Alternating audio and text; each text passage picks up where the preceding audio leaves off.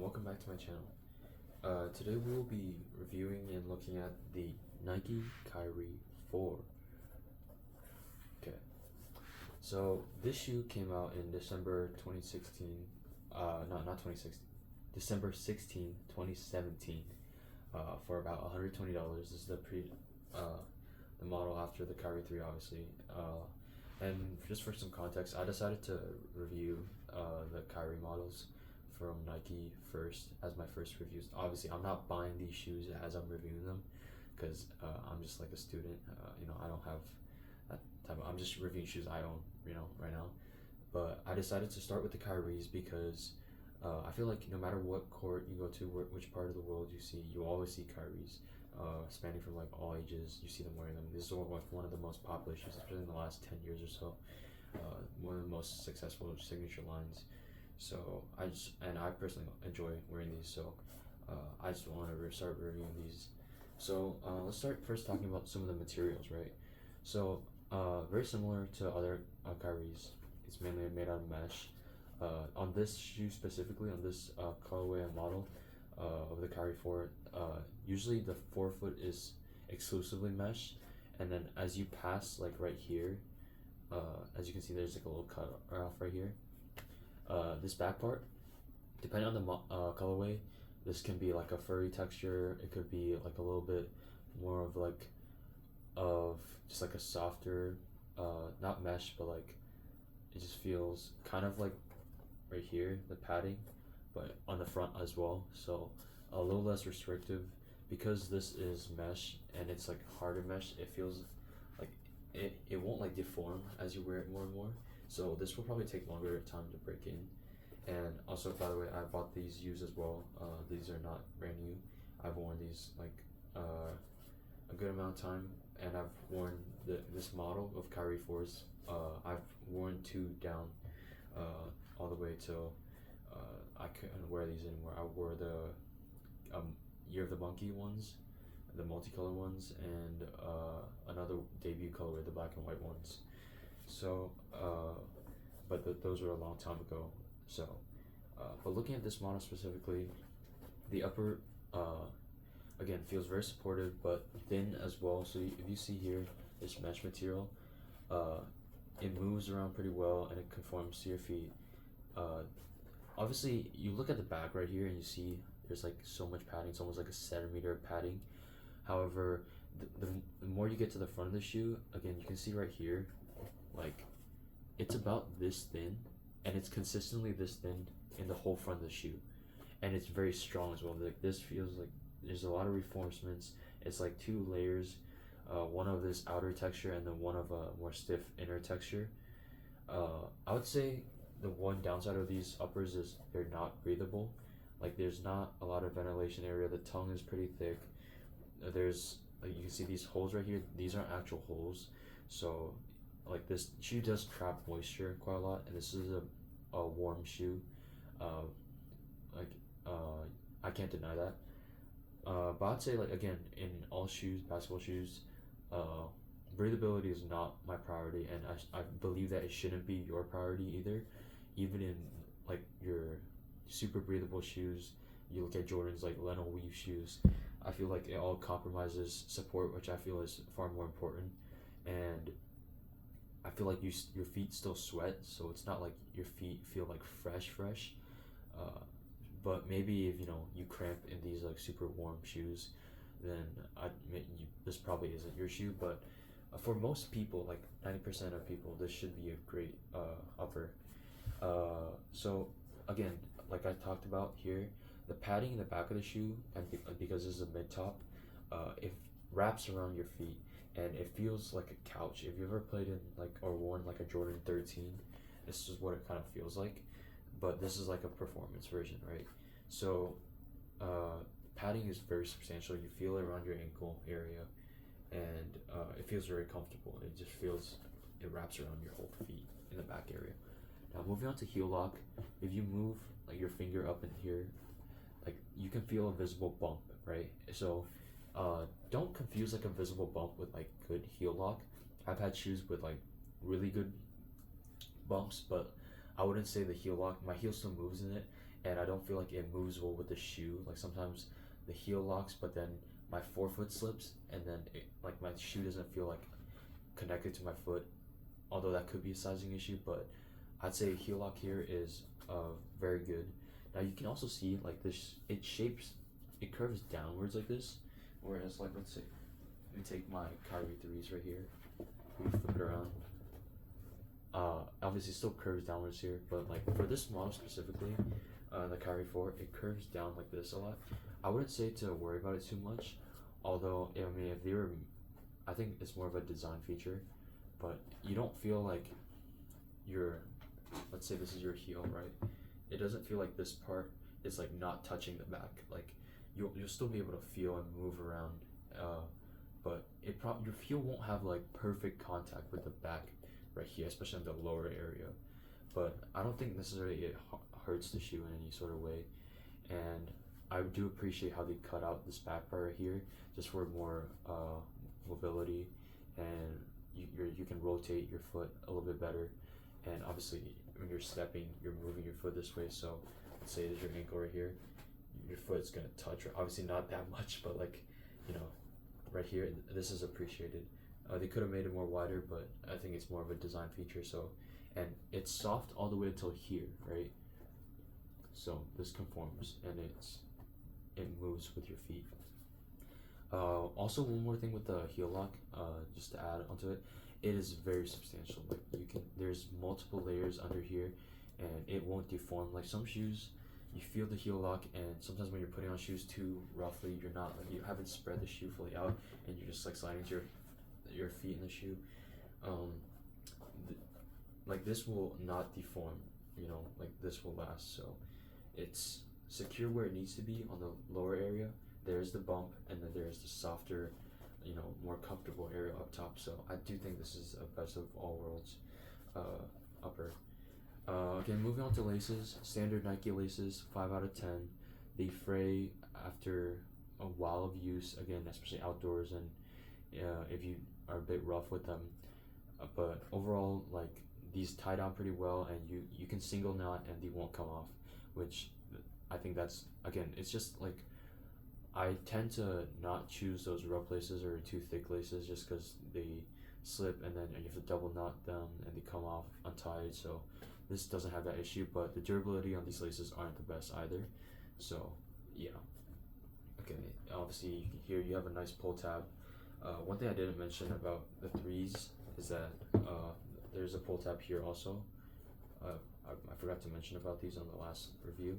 However, there's also a pull tab here. It's slightly easier to pull, but it's just good to have a pull tab. I prefer to have pull tabs on both back and the front. It's easier to open the shoe. It's easier to pull in. I don't know why most companies don't do that for all shoes, because you don't want to hold the tongue like this, and you don't want to, dig your finger into the back of the shoe. So you might as well just put it on the outside of both shoes. But this stitching is good. It's stitched into the shoe, whereas like some pull tabs, like it's a thin like meshy layer, which like it can even like fall off. This is not falling off. Like for both models, they're like embroidered into the tongue, so, and it goes deeper and longer than just where it cuts off right here. So I really enjoy that. Okay, now I've talked a lot about the uppers. Let's talk about the outsole. So this is a multi-directional, it looks like herringbone, but upon closer inspection, these are actually nubs, individual, or like zigzaggedy nubs, right? And if you look even closer, and it might be hard to see this because my camera quality is not that good, but if you search it up, there's like ever so slight little nubs on the zigzags, and after initial wear, like if you try them on initially, the grip might not seem that good, and it might not bite the cord that well. But once you wear down those nubs and it gets to just be the rubber is thick but also just soft enough where it grips like most surfaces very well, and it doesn't collect that much dust, right? So I do really enjoy this traction pattern, and it's very aggressive. And one more thing is this outsole, it's not really decoupled because decoupled is for the middle, but it's exposed all the way in zigzag, and I do really believe that this makes the shoe more fluid. It's not just a design gimmick, and it makes the shoe like slightly more bendable.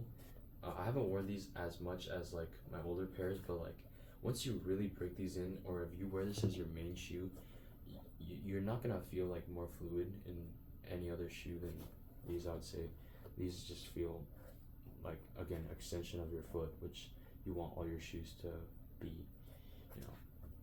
Okay. Moving on to heel to toe transition. Again, a nice curved shape.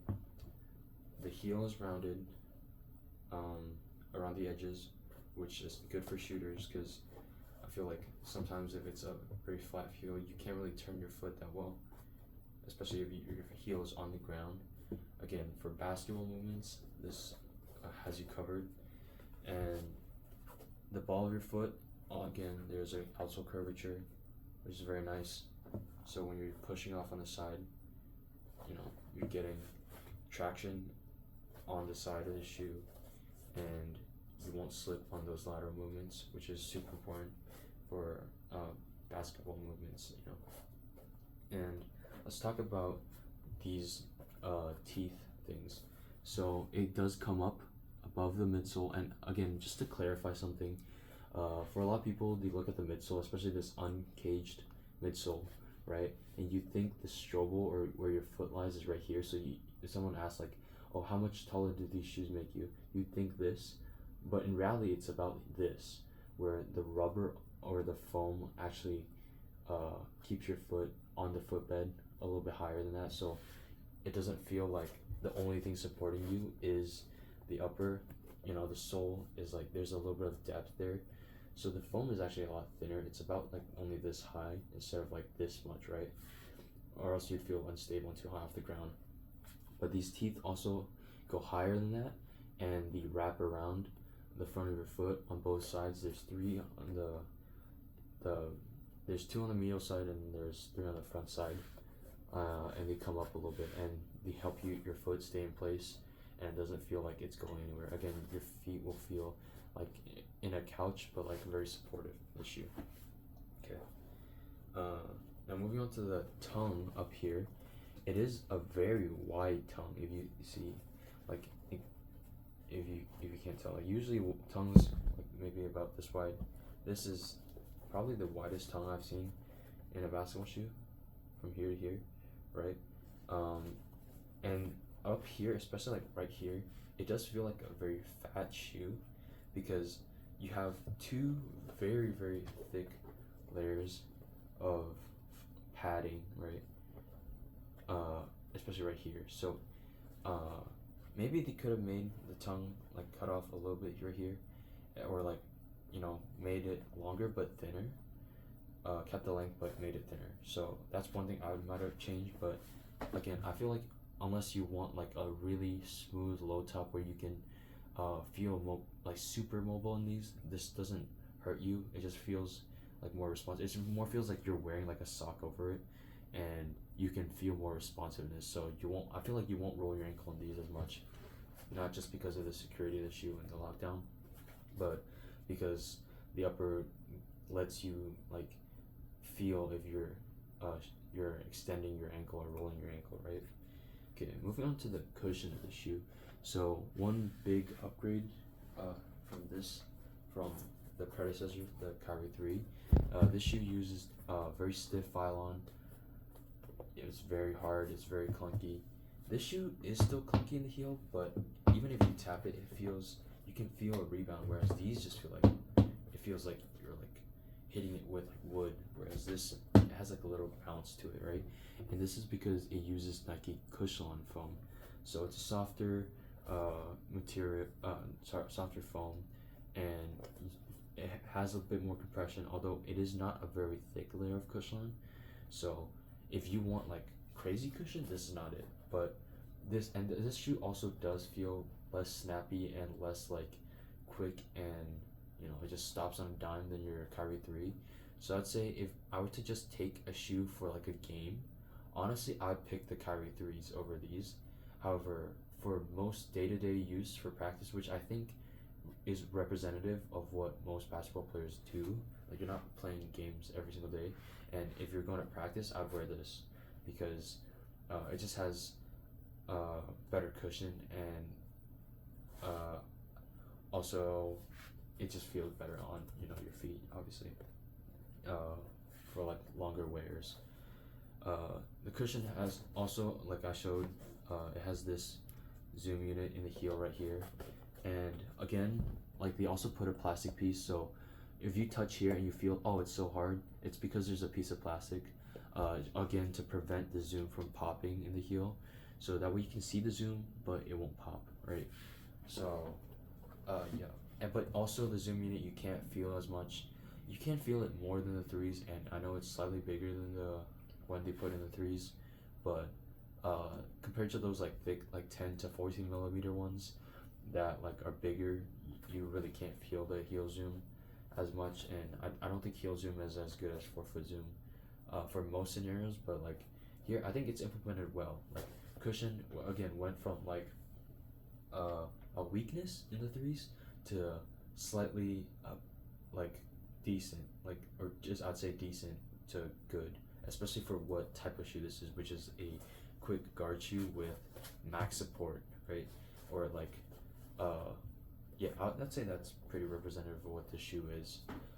Moving on to like durability of the shoe. Now, I'd say don't worry about the durability of these for the most part. These don't feel like the rubber will just fray off that much. I've thrown these into like washing machines, and I've scrubbed these many times in water.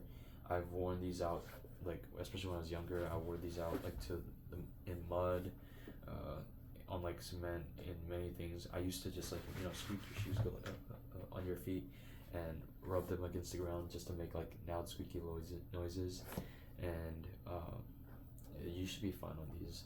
The rubber is really thick, and it spans across the whole shoe on the lateral area, up here. So really, durability should be pretty decent. Although, like, again, for the laces and the lace eyelets, just be careful when you take these on and off, and don't cut them, or don't accidentally like start making them. I'd usually say don't ever pull on a string if you like tear the laces. Just use like a nail clipper or like some scissors and just cut off the end, and then don't like pull on the string to like greater it, let it come more loose, right?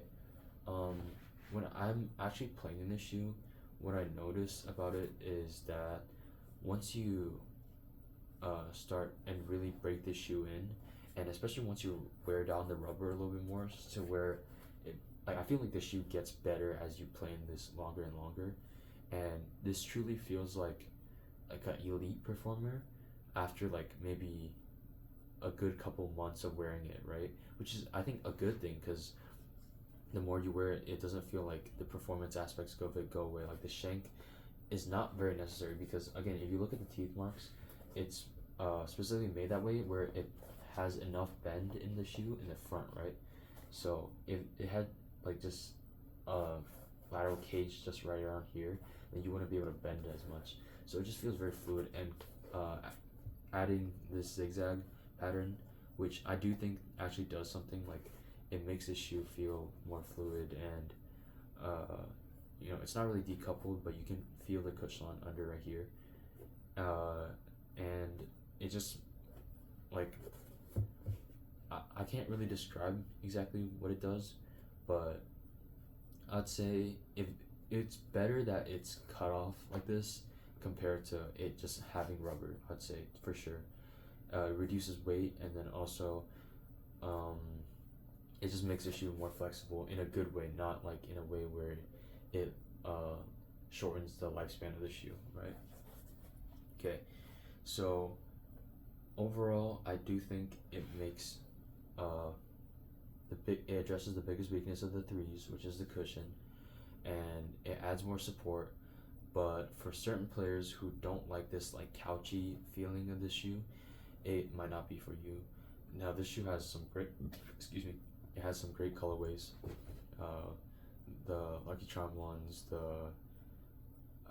off the top of my head, I can't think for a lot of colorways, but the Lucky Charm ones for sure, and the SpongeBob pack, Wait, no, those are for the 5s. Sorry. I can't think of the colorways right off the top of my head, but there's a lot of great colorways in the shoe. So that's one more thing to consider, especially as a average buyer. I think you look at most of these shoe reviews and they buy and get sent all these shoes, so they don't really think of how your regular person would consider, like, or sometimes you just buy the shoe because you like the colorway, right? That's just how most people make decisions on this. But overall, for like a bounce profile of the shoe, you don't feel like super bouncy, but you feel again very stable, very low to the ground, just like a typical Kyrie, right? And you feel like you're quick, but you don't feel, and you feel explosive. But it's not the midsole that's making you feel explosive. It's the uppers that allow you to apply that much force, right? Whereas if this had a crazier midsole plus this supportive upper, then you'd truly feel explosive. Right now, it's just the midsole is very dead, but the support is so good, so you force yourself to apply more force when you're playing, right? So it makes you feel very secure and safe while playing this. This shoe, I'd say, boils down to like if you would like the shoe or not. It would boil down to if you like more padding. Like, let's say if you're wearing these outdoors in the winter, on like a slicker court, these are great. I'd say this is like a perfect time to wear something like this. More padding, it's more cozy, has great traction, decent cushion. You can play these outdoors and durabilities will last. And yeah, I'd say that's like a good scenario to wear these. And then I'd say it makes slight adjustments and improvements to the Kyrie 3. Overall, if I were to give this shoe a score, disregarding nostalgia and comparing to more modern shoes, again, 100 being like the most perfect shoe ever, I would give this an 82 or 83. Again, just slightly higher than the 3s. Because again, if I were to, I'd take the 3s over the 4s if I was just playing a real game that, like, let's say I was gonna play in a playoff game, and winner go home, I'd pick the 3s over these just because those are lighter and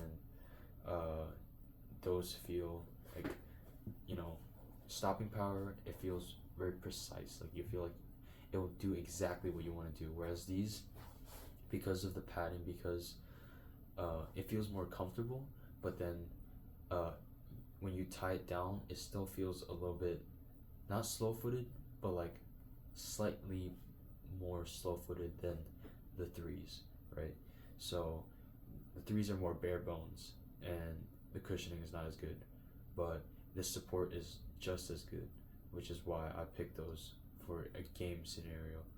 But overall, for if you're practicing, if you're shooting around, if you're wearing these casually, these are a better shoe than the 3s, and I would give this a 83 out of 100 overall.